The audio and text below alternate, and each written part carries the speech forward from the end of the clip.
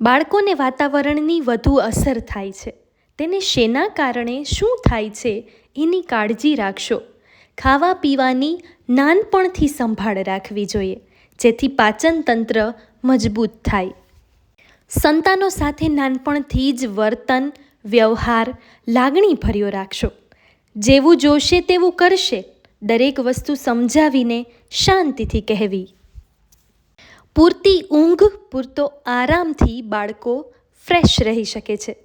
તેમજ સારો ખોરાક એને વિટામિન પૂરા કરે છે, જે આંખોના નંબર કે ચીડચીડિયાપણું દૂર કરે છે. બાળકોને કોઈ પણ જાતનો ડર અંદર બેસી ન જાય, બીક લાગે એવી વાતો ન કરવી. ખોટો ડર કઢાવવો, હસતા રહેવું, જેથી બાળકો નાનપણથી જ ખુલીને જીવી શકે. આપણા બાળકોની સાયકોલોજીને સમજજો. સમયે સમયે એને હૂંફ, આશ્વાસન, પ્રેમ અને હિંમતથી રહેતા શીખવજો, જેથી તેનું માનસિક મજબૂત થાય.